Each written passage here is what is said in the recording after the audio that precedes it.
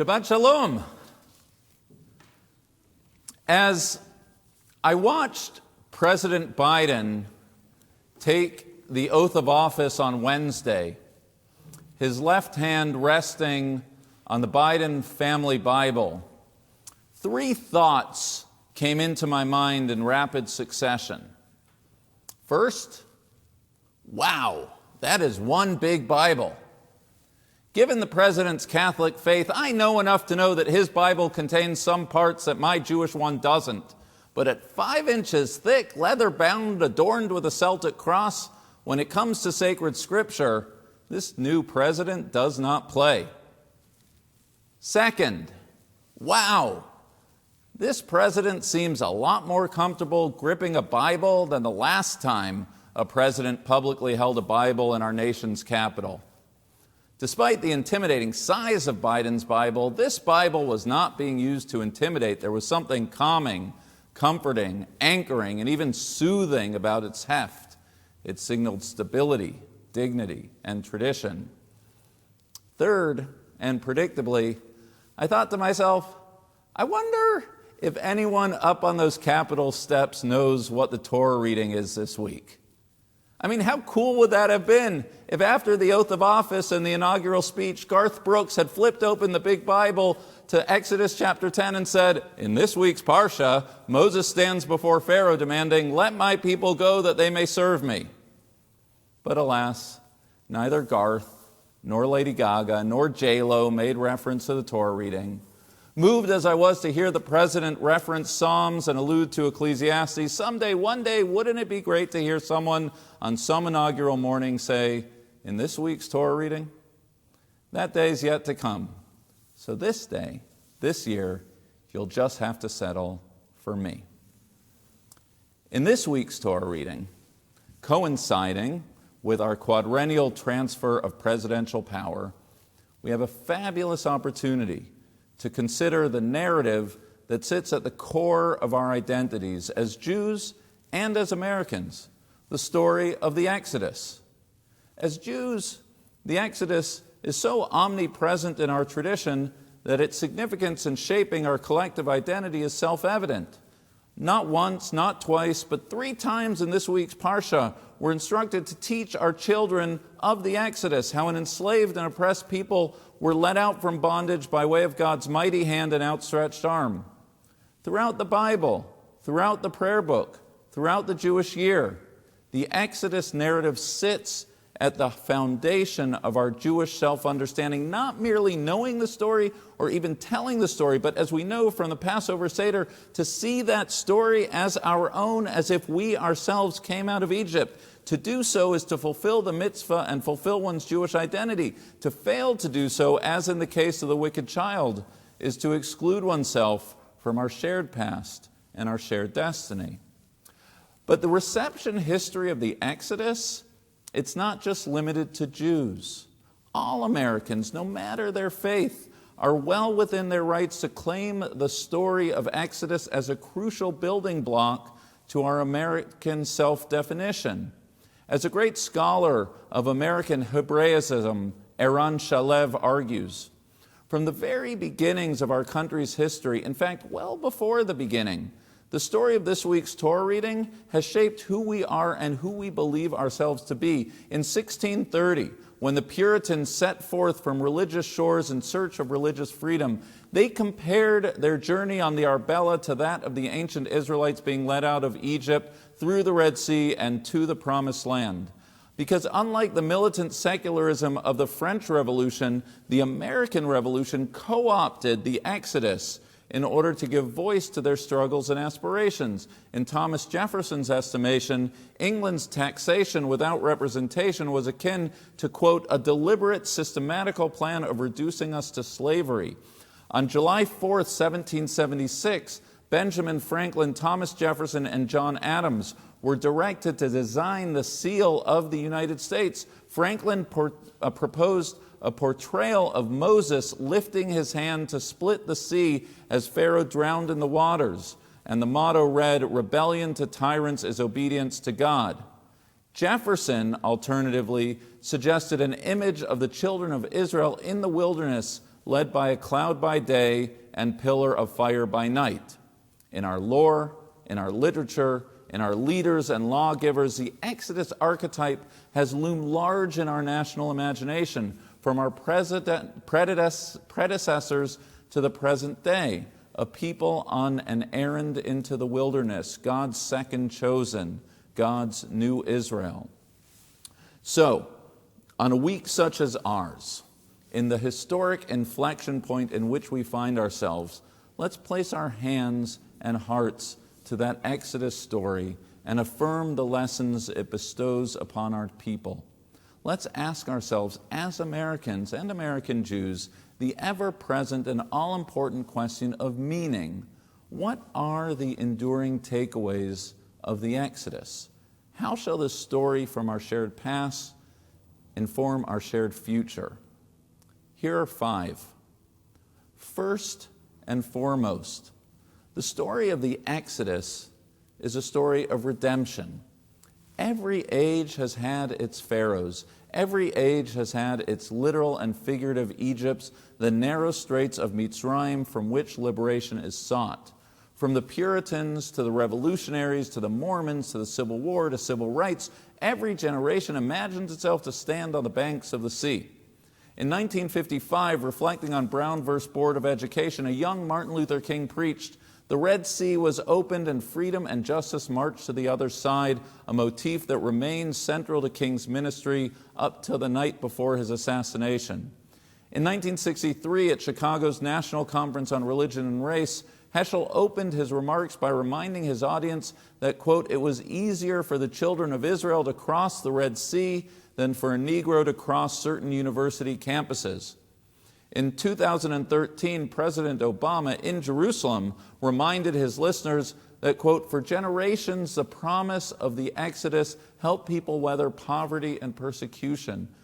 The rhetoric of the Exodus comforts us in that we are not the first to yearn to be free. We are not the first to be inured in our homes, waiting for the plague to pass.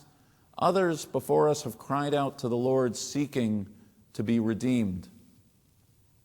Second, the Exodus narrative reassures us that the light of redemption is ever in the horizon. Joy has and will cometh in the morning. Moral progress is possible, and national transformation is never beyond our reach. The challenge of the Exodus generation, though, was not solely Pharaoh's oppressive regime. The Israelites were shackled in the immobilizing bondage of inertia and self-doubt. The test of wills wasn't merely between Pharaoh and Moses, but it was between Moses and his own people, whether he could convince the Israelites that there was an existence to be had beyond their servitude. Over and over again, as Michael Walzer traces in his study of the subject, the Israelites resisted Moses, waxing nostalgically for some illusory past, longing for the fleshpots of Egypt, murmuring throughout the sojourn a toxic, retrogressive, backsliding form of defeatism. We can all relate to the fear of the future and the allure of yesteryear. The Israelites felt it then, and we understand why people feel it today. The Exodus knows this fear. It names it and responds to it with hope. Hope that no matter the internal and external forces counseling otherwise, this world can change. We can change. Tomorrow can be different than today. Third, critically important as the story of our emancipation may be how we see ourselves, even more important is how the story instructs us to see others and relate to others. The freedom granted us was not given willy-nilly. Let my people go that they may serve me. There is a covenantal responsibility embedded in our liberation, a form of citizenship, if you will, a series of obligations, moral, communal, national, and otherwise. Our freedom is meaningful only insofar as we reaffirm our responsibility to law, to each other, and most of all to building a just society. To invoke the Exodus is to trigger a sense of empathy, a demand to respond to the condition of the poor, the widow, the orphan, to anyone who stands at the periphery of society. Why? Because as the Bible explains over and over, we were once strangers in a strange land, One law the Torah teaches for stranger and citizen alike, not just as Jews, but as Americans. We never forget, in Oscar Hanlon's words, that we are a nation of uprooted immigrants, and that it is that embrace of the other, the tired, the poor, the huddled masses yearning to be free that informs our being and our borders. Yes, the Exodus story is a story of freedom, but it's an American story because it's a story that reminds us that with freedom comes responsibility. It reminds us that our strength is measured according to the degree by which we are attentive to the weakest in our midst. Fourth, and here we extend beyond this week's Torah reading and into the Torah readings to come. The Exodus reminds us that in order to get to the promised land, we'll have to go through the wilderness.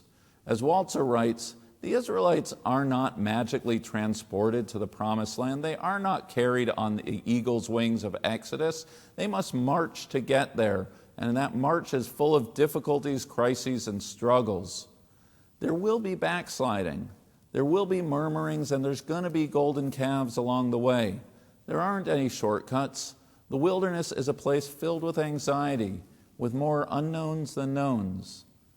But the wilderness is also a place for discovery, for opportunity, for renewal, and for growth. At risk of giving away the ending, the Exodus generation never actually makes it to the promised land.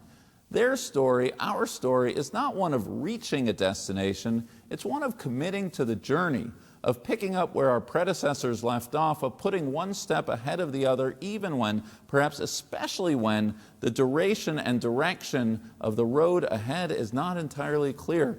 It's a lesson that finds ready application to our country's present dark hour. The measure of our worth is derived not based on where we end up, but in the manner by which we journey forward into the unknown.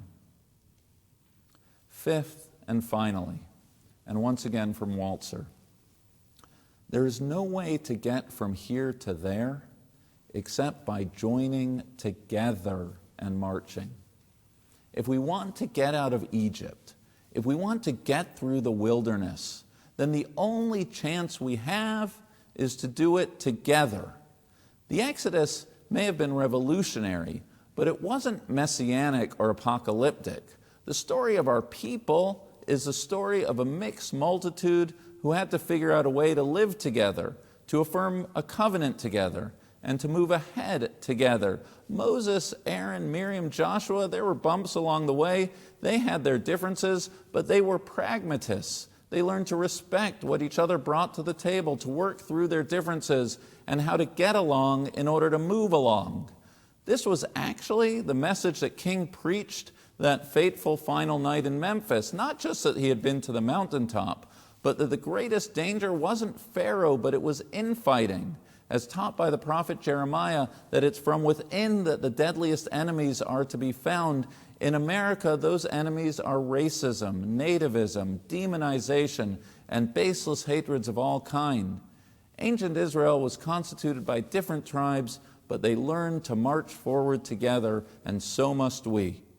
Our national dialogue, our very souls, must be capacious enough to house difference, to house the red and the blue, the urban and the rural, conservative and liberal. As we heard this week, we must learn to listen to one another, to hear one another, to see one another, and to show respect to one another. What does the Exodus teach us as Americans? That whatever we do, we need to do it together. 5 lessons. First, we're not the first to experience Egypt. Second, resist the allure of nostalgia. Tomorrow can be better than today. Third, the freedoms of Exodus are there to prompt us to care for the stranger in our midst. Fourth, in order to get to the promised land, first we got to go through the wilderness. And fifth, we can only step forward if we do so together. 5 enduring lessons of the Exodus. 5 lessons embedded into the DNA of our nation. 5 lessons that speak directly to our present moment. No doubt there are other lessons. I have my list. I imagine you have yours. It is, after all, a very big book. But let's keep that book close in our hearts and in the work of our hands, the North Star guiding us in our shared journey forward. Shabbat Shalom.